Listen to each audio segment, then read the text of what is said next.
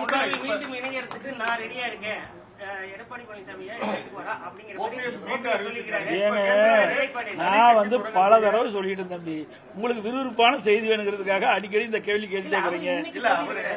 இது அன்னைக்கு தினம் தான் கேட்டுருக்காரு, இன்னைக்கே கேட்டாரு, 4 வருஷமா கேட்டு தான் இருக்காரு. அதாவது ஏற்கனவே அனைத்து இந்திய அண்ணா திராவிட முன்னேற்ற கழகம் பொதுக்குழு கூட்டத்தில் ஏகமனதாக எடுக்கப்பட்ட முடிவு, திரு ஓபிஎஸ் அவர்கள் அடிப்படை உறுப்பினர் நீக்கப்பட்டு விட்டார், நடவடிக்கை எடுக்கப்பட்டிருக்கு. அதனால அந்த கட்சியில் சேர்த்துவதற்கு எந்தவித வாய்ப்பும் இல்லை.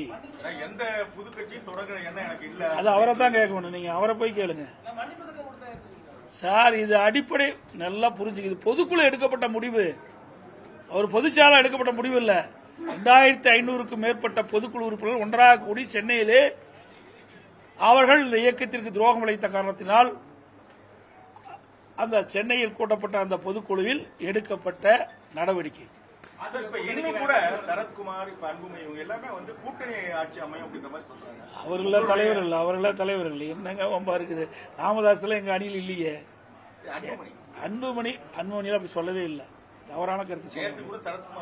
அவரு சரத்குமார் ஏங்க, அவர தலைவர், கட்சிக்கு தலைவர் சொன்னீங்களா, கேள்வி கேட்டீங்களா, பரவாயில்ல. கட்சியில் 1008 பேர் இருக்கிறாங்க. அந்த கட்சி வளர்வதற்காக கட்சியில் இருக்கிற உறுப்பினர்கள் ஆர்வமா செயல்பட வேண்டும் அந்த கருத்தை சொல்லுவாங்க. ஒவ்வொரு கட்சியிலையும் சொல்லுவது தானே, அப்பதானே தொண்டை உற்சாகமா பாடுபடுவாங்க. எங்களுடைய அனைத்து இந்திய அண்ணா திராவிட முன்னேற்ற கழகம், நான் ஏற்கனவே பலமுறை சொல்லிட்டேன், அதிமுக தான் ஆட்சி அமைக்கும் சார். என்ன தொடங்கல சார், யார் சொல்லியிருக்கிறாங்க?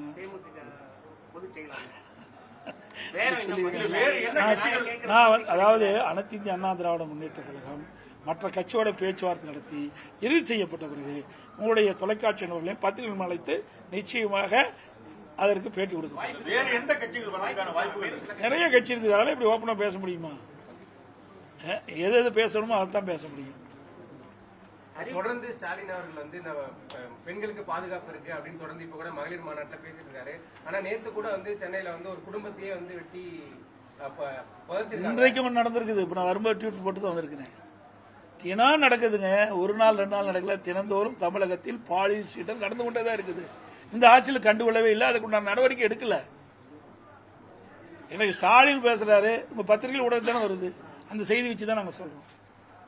இன்றைக்கும் நடந்திருக்கிறதாக செய்தி வந்திருக்கிறது. செய்தி அடிப்படையில் நான் ட்விட்டர்ல நான் போட்டுக்கிறேன்.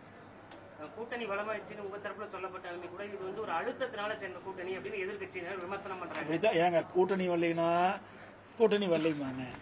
அப்ப 4 மாசத்துக்கு முந்தைய உங்க டிவி பத்திரிகையில என்ன சொன்னீங்க? எடப்பாடி பழனிசாமி கடையை விரிச்சு வச்சிட்டு இருக்காரு, யாரும் வரலைங்க. கூட்டணியெல்லாம் வந்தவர்கள் என்ன சொல்றீங்க? ஆஹா, இது அழுத்தம் கொடுத்து வந்து சொல்றீங்க. இதெல்லாம் வேண்டும் என்று திட்டமிட்டு எதிர்கட்சிகள் அவதூறு பிரச்சாரத்தை பரப்பிட்டாங்க. ஒன்றும் நடக்காது. தெளிவாக நாங்கள் பேட்டியே கொடுத்துட்டோம். பாரத பிரதமர் நரேந்திர மோடி அவர்கள் அங்கே முதற்கூட்டம் தேர்தல் நடைபெற்ற அந்த மதுராந்தகம் கூட்டத்தில் அழகாக பேசினார். அந்த கூட்டம் முடிந்த பிறகு நாங்கள்லாம் எங்களுடைய கூட்டணி கட்சி தலைவர்களும் ஒன்றாக இணைந்து அற்புதமான பேட்டி கொடுத்தோம். உங்கள் தொலைக்காட்சியில் வந்திருக்குது.